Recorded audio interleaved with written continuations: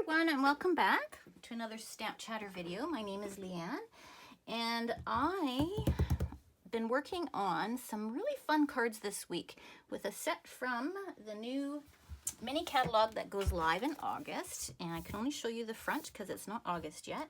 But if you're a customer of mine, you should have received a copy already in the mail of 84 beautiful pages of great stuff. They don't call it a holiday catalog anymore. They just call it a mini catalog. But there's lots and lots of stuff in here for the next few months for Halloween, Christmas, and even a little bit of Valentine's in there mixed in with some of the other stamps that you could use. So it is a fun catalog. So if you'd like a copy, you live in Canada, just email me at stampchatter@gmail.com and we'll talk about getting one out to you. Okay, so I'm going to use the Have a Hoot like I did the other day. I posted a video the other day, a Christmas. Was it a Christmas one? I've done so many. I think it was a Christmas card. And today I'm going to show you what I'm doing for a swap. I have to make 24 of these, so I thought I might as well show you guys what I'm doing while making these cards. So I'm going to take this stamp out of the Have a Hoot. It's dirty. And my memento. And I'm going to take and we'll stamp that right there. We're going to cut this guy out later, but let's give him a little color. I'm going to use rich Razzleberry and smoky slate. And a little bit of, this is mango, but you could use daffodil or any of the colors. It's just for the moon. It's kind of a nice bright color. And the moon, just like that. And this guy, again, he's pretty easy to color because he's quite small. So I'm going to use rich Razzleberry. And I'm going to go over these little folds in his cape. Go down here as well. Get some down here. And I'll do this side of his cape. I won't shade this side. I'll just leave it a bit dark. Just like that. Okay. Come in with my light and just blend that all in together. I just love my blends. Love, love, love. It's made the world of coloring so much more fun, for one, and just easier. No streaks, no nothing. Just can color circles, lines. Doesn't really matter. All right, so that's what I'm doing. So let that dry a little bit as I go over the bird. I'm going to use the dark smoky slate. Again, this left side here, I'm just going to color. No shading, I'm just going to color this as is. This one, we'll just go over these little folds. Get the tip of his ears, just like that. Might even just do the bottom here so I have something to shade up with and spread color. Okay, take some light and just spread it around. Just keep doing it until, because what you're doing is adding a layer and a layer and a layer. And if you find that your dark shading disappears, just let it dry a little bit and go back over it. So I'll do that. I will do that in a second. So like this with his ear. Just like that. All right, so I don't like that that's disappeared because I didn't really wait for it to dry, which is, I probably should have just waited a few seconds more. So I'll do it again. Just add another layer. Big deal. Just like that. And I might not even shade it. I might just leave it like that. The tip of his ears again.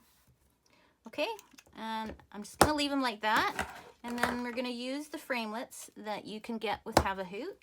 And we're going to run that through the embossing folder in a minute. I've already done that, so we'll put that aside. Okay, so take some gray, dark gray cardstock. I'll put, again, the measurements I'll put in the description below. So this is just 11 inches by 4 1/4, scored in half at 5 1/2, your basic card front. This is rich razzleberry. Okay, so we're just gonna layer that on the front and put that aside. Take another piece of gray, dark gray, that's about just a 1/4 of a 8 1/2 by 11 cardstock, so 5 1/2 by 4 1/4.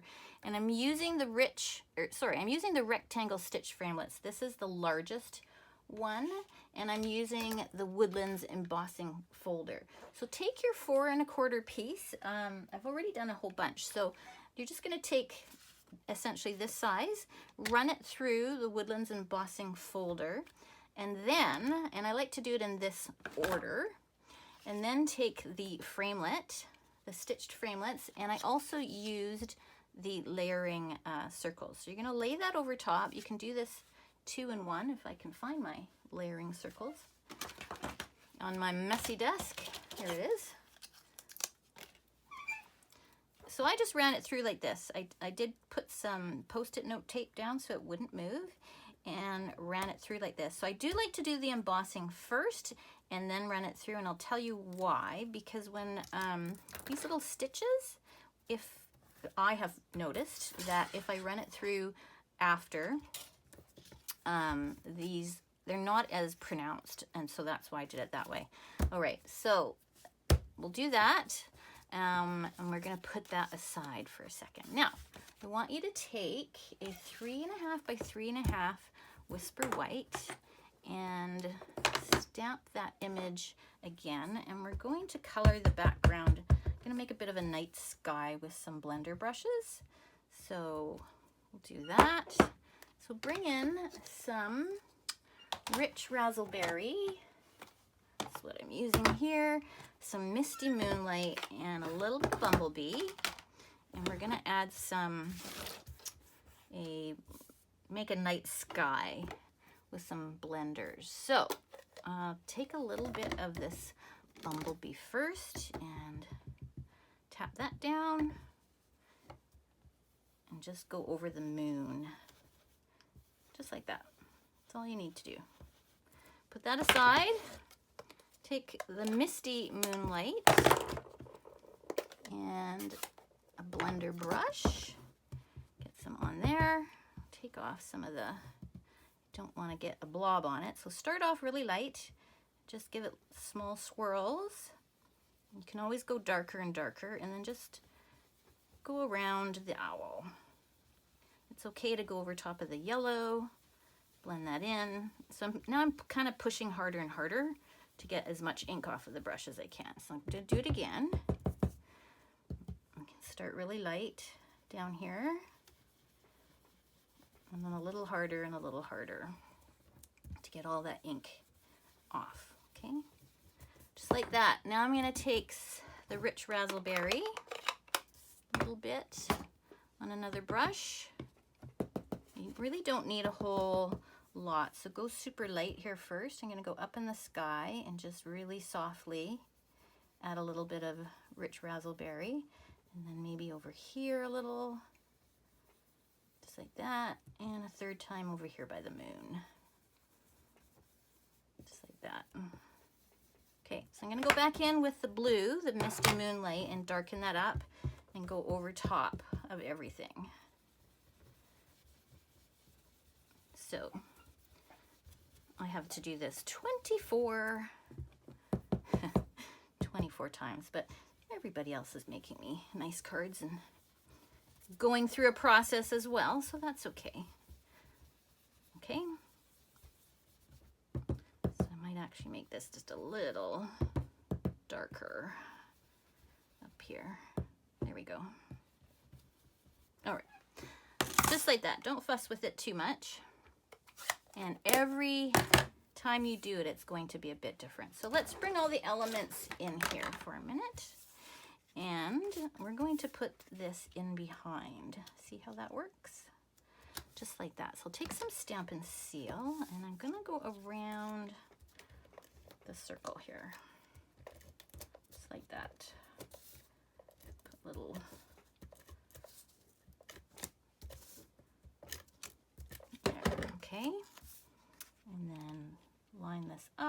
to where you want it, just like that. All right, I'm gonna actually apply this to the front of my card. So you're gonna notice that the rectangle stitch framelit, it's not exactly, doesn't fit exactly with a nice frame around it, as you can see.